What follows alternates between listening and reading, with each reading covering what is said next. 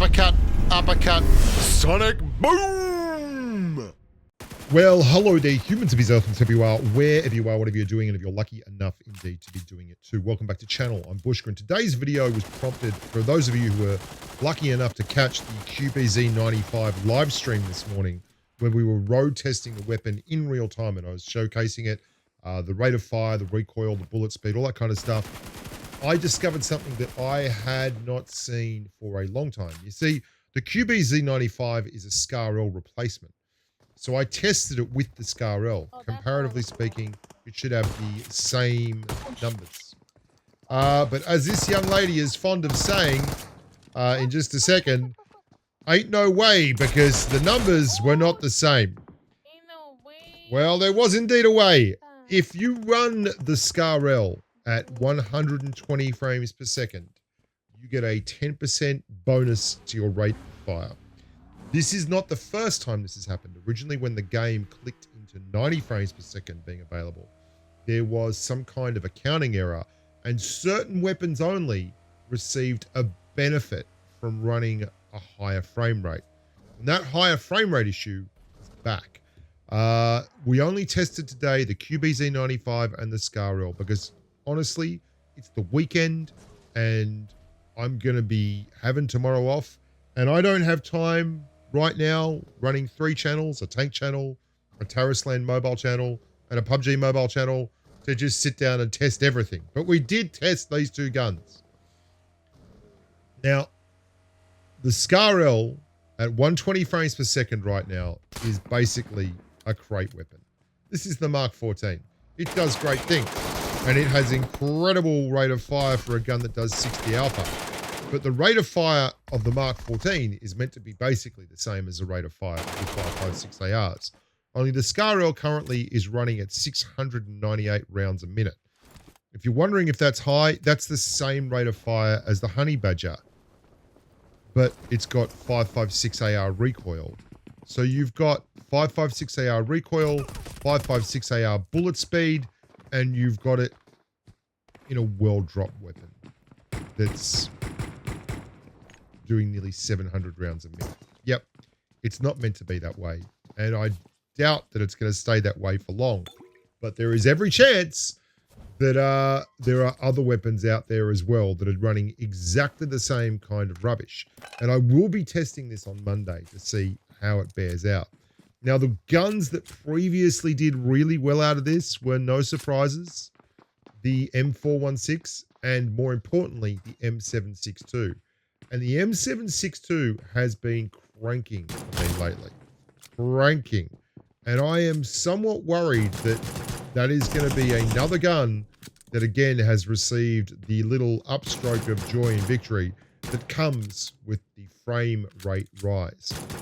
And this is always an unpopular time with the player base because, rightly so, a lot of them hate the fact that people run iPads in a mobile game and they blow up about it, and that their devices can't run more than 60 frames per second. And then someone comes along who can run 120 frames per second on a small TV, and they get really cranky. The player base does. I understand that. Look, I have a horse in the race. I think iPads are fair enough to have as a mobile device, but that's a whole other thing to have a chat about.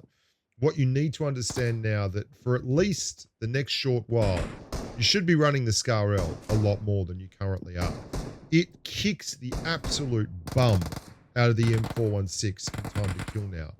The time to clear a level 2 vest with the M416 is 0.376 seconds. The time to clear a level 2 vest with the SCAR-L is 0.258 seconds. They both have 877 meters a second bullet speed. And sure, the M4 has slightly better recoil, but the difference between 0.258 and 0.376 is absolutely enormous. It's a 50% increase off the SCAR-L's time to kill. And that means that if you're not running the SCAR-L and the other guy is, and you're running around with an M416, you're doing yourself an absolute disservice. You should be running the SCAR. It's an absolute crackerjack machine, and something that's going to keep the happy days rolling in for time immemorial. Next week, I will be testing more guns. Hell, if I can get 5 minutes, I'll do it on the weekend. And we'll get a unequivocal list of weapons that is good, bad, or indifferent. How about that hot drop out the back of Millbase? Gotta love Millbase with the old AKM. I am very, very, very, very worried about some of these numbers. And I hope that PUBG Mobile can crack on with it and get it changed up sooner rather than later, because it was a big issue last time. And we did test it very thoroughly on stream today. 120 frames per second, a lot faster. I'm Bushka. Thank you so much for watching. I hope you guys are having a great time out there in PUBG Mobile. If you would do me a favor and like the video and subscribe to the channel, we'll be doing more weapon review live streams as we go forward. It was a bit of a hoot for people to see exactly how we do all the testing today.